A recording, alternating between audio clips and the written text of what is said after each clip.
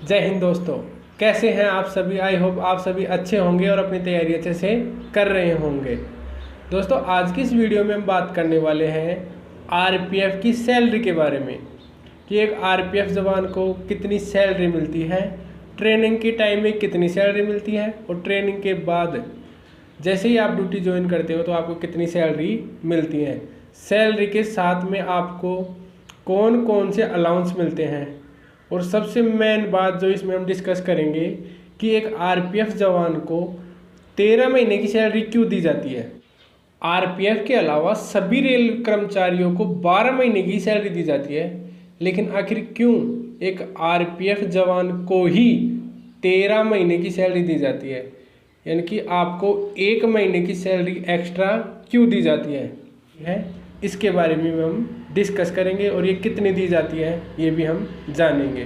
Constable हो चाहे SI हो, उनको 13 महीने की सैलरी दी जाती है। तो आरपीएफ रेलवे की सुरक्षा, रेल संपत्ति की सुरक्षा, रेल यात्रियों की सुरक्षा और सभी रेलवे के किसी भी कार्य में सहायता के लिए कार्य करती है। हम सभी जानते हैं कि रेल जो साल के 365 दिन तक चलती है, हर रोज़ ट्रेन चलती है, चाहे आपका रविवार हो, चाहे आपका सेकंड सैटरडे हो, चाहे आपका किसी भी प्रकार का कोई त्यौहार हो, चाहे किसी भी प्रकार का कोई हॉलीडे हो, गजेटेड हॉलीडे हो, हर दिन आपकी ट्रेन चलती है और हर दिन ट्रेन में यात्री यात्रा करते हैं।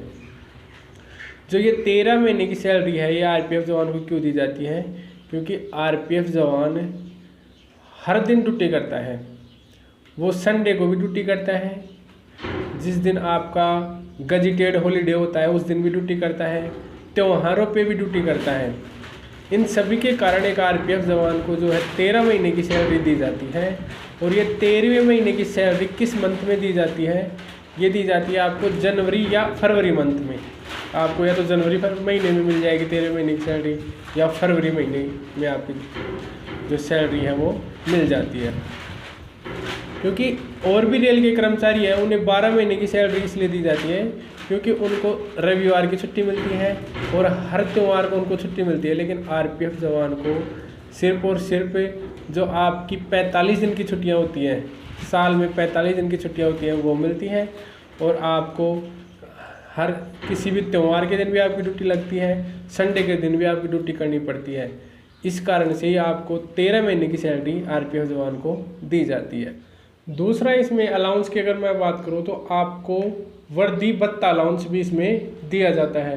तो वर्दी भत्ता अलाउंस आरपीएफ जवानों को 10,000 एक साल में 10,000 रुपये वो आपको जुलाई माह की जब भी आपकी सैलरी आती है उस महीने में आपको वर्दी भत्ता अलाउंस 10,000 रुपये दिया जाता है, जिसमें आप वर्दी का कपड़ा, आप वर्दी के जूते, वर्दी का बेल्ट, वर्दी की कैप, वर्दी से संबंधित जो भी आपका यूनिफॉर्म से संबंधित जो भी आपकी सभी सामान आप उसमें खरीद सकते हैं। पहले क्या होता था कि पहले इसमें आपको वर्दी का कपड़ा दिया जाता था, बेल्ट, कैप और जूते आपको गवर्नमेंट की तरफ से ही दिए जाते थे। लेकिन अब कुछ सालों से इसको बंद कर दिया गया है और अब आपको वर्दी भत्ता अलाउंस के रूप में 10,000 रुपये एक साल के दे दिए जाते हैं, जिससे आप अपने यूनिफॉर्म से संबंधित सभी जो आवश्यक चीज़ें हैं आपकी वो खुद से खरीद सके। के अलावा आरपीएफ जवानों को दीपावली बोनस, जो सभी रेल कर्मचारियों को दीपावली का बोनस दिया जाता है, उसी प्रकार से आरपीएफ जवानों को भी दीपावली का बोनस दिया जाता है। अब हम आरपीएफ जवानों को मिलने वाली सैलरी के बारे में डिटेल से जानते हैं कि आखिर एक जवान को अगर आप कांस्टेबल के रूप में भर्ती होते हैं तो आरपीएफ कांस्टेबल की अगर मैं बात करूं तो इसमें आपकी बेसिक सैलरी होती है जब आप ट्रेनिंग टाइम में ज्वाइन करते हैं, तभी से आपकी बेसिक सैलरी होती है 21,700 रुपये आपका बेसिक सैलरी होता है। उसके साथ आपको दिया जाता है, आरपीएफ जवान को दिया जाता है डीए महंगाई भत्ता, जो वर्तमान में है 42%, और एचआरए हाउस रेंट अलाउंस दिया जाता है जो आपका सिटी के अनुसार दिया जाता है। XYZ 9%, 18% और 27% आपकी बेसिक सैलरी का इस प्रकार से आपको एचआरए दिया जाता है।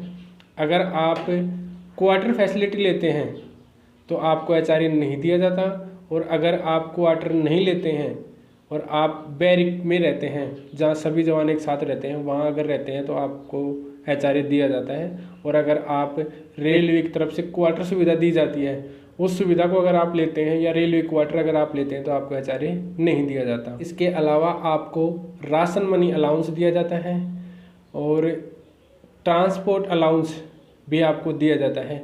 इस प्रकार आरपीएफ कांस्टेबल की अगर मैं ट्रेनिंग टाइम में अगर मैं बात करूं तो लगभग 35 से 40 हज़ार रुपये आपको स्टार्टिंग से ही सैलरी मिलती है, और ट्रेनिंग के बाद जैसी ही आपकी पोस्टिंग होती है और आप ड्यूटी ज्वाइन करते हैं तो उस मंथ से आपकी लगभग 45 से 50 हज़ार रुपये आरपीएफ कांस्टेबल के रूप में आपको मिलने लग जाती है। और इसके अलावा आपका जो 13 महीने की सैलरी है वो मिलती है। वर्दी भत्ता अलाउंस मिलता है आपको, दीपावली का बोनस मिलता है, इलेक्शन ड्यूटी अगर आप जाते हैं तो उसका अलाउंस मिलता है, मेला ड्यूटी अगर आप जाते हैं तो मेला ड्यूटी का अलाउंस भी आपको दिया जाता है।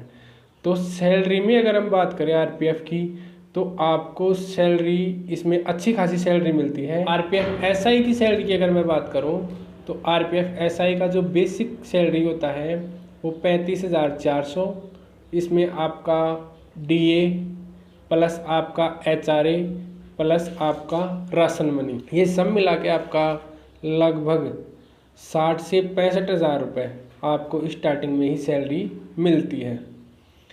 इस प्रकार सैलरी के बारे में जो है एक रेलवे में आरपीएफ को अच्छी खासी सैलरी रेलवे की तरफ से मिलती है।